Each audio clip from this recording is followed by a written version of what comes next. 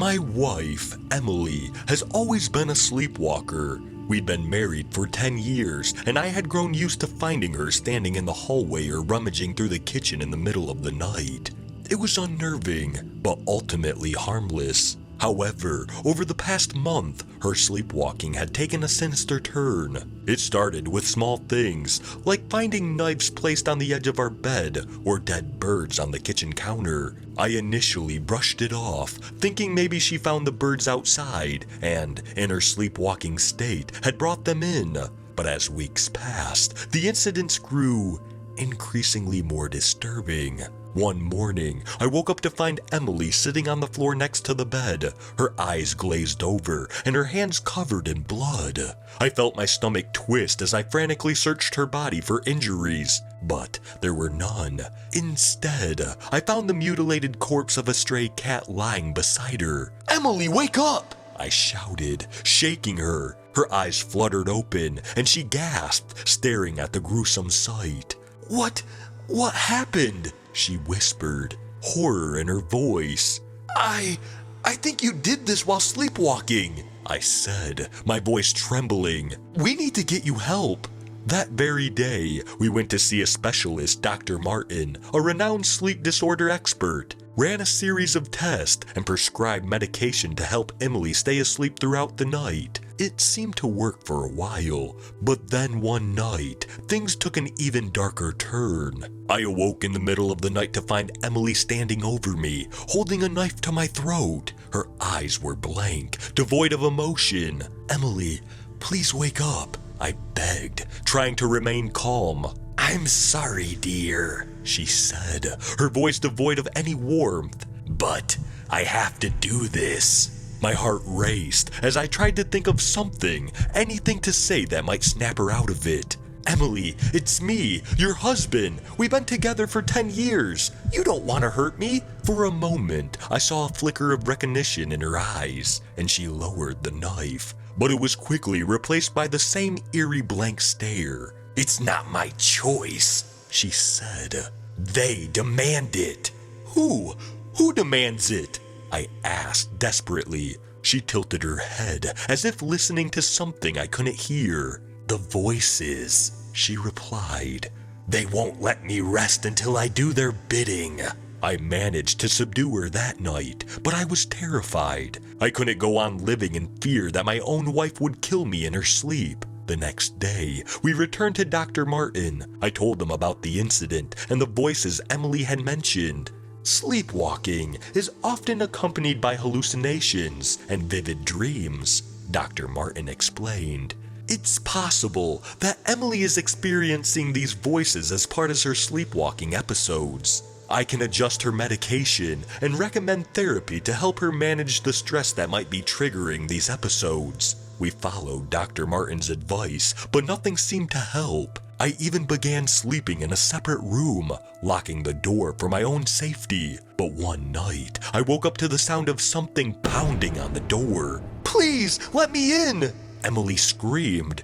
"They're coming for me!" I hesitated, unsure if this was another sleepwalking episode, or if she was genuinely awake and terrified. But something in her voice convinced me to unlock the door, and as soon as I did, Emily burst into the room, her eyes wide with fear. She locked the door behind her and collapsed into my arms sobbing. They were in the living room," she gasped. "Shadow figures with red eyes. They told me that if I didn't do their bidding, they'd hurt you." I tried to comfort her, but I could feel my own fear creeping in. This was no ordinary sleepwalking episode. Something was very, very wrong. The next day, we went to see a psychic, hoping to find answers that science couldn't provide. The psychic, Madame Zara, listened intently as we recounted our experiences. "You're being haunted by malevolent entities," she said gravely. "They're using Emily's sleepwalking as means to control her and force her to do their bidding.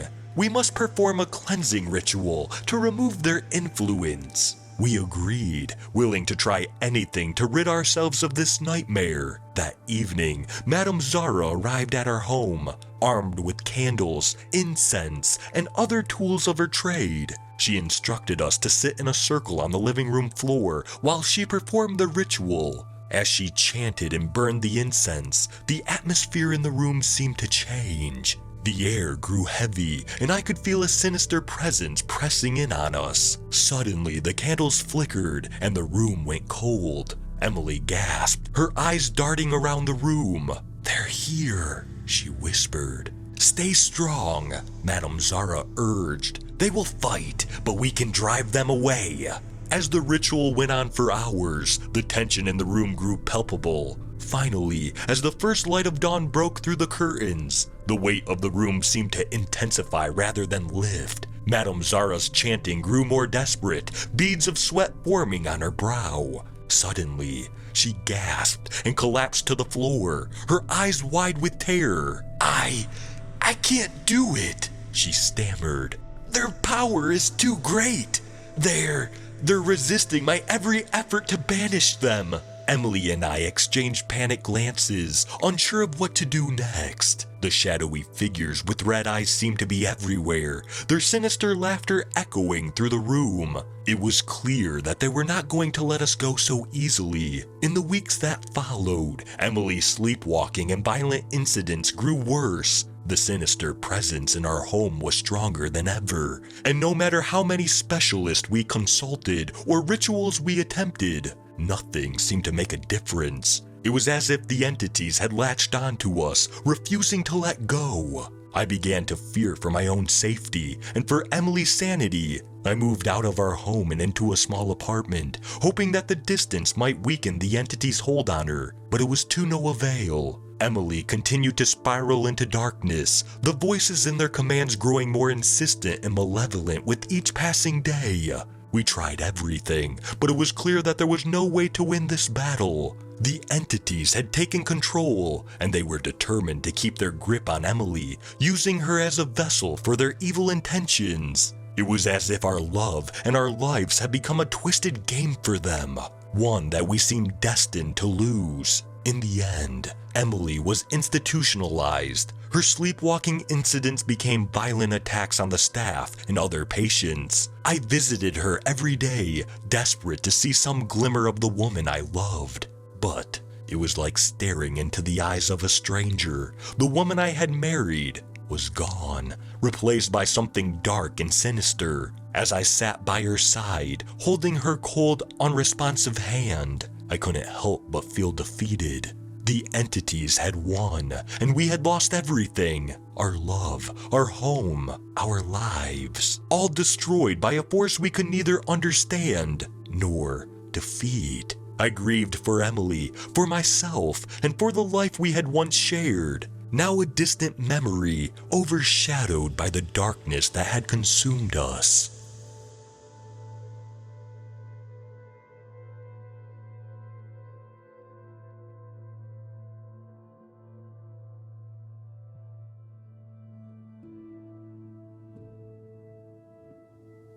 Thank you for listening to My Wife's Sleepwalking Has Taken a Sinister Turn by Just a Humans. If you enjoyed this story, please leave a like. And if you enjoy hearing stories from me, please subscribe and become a resident of Hill Street and let me know how I'm doing in the comments. And I hope all of you have a fantastic night.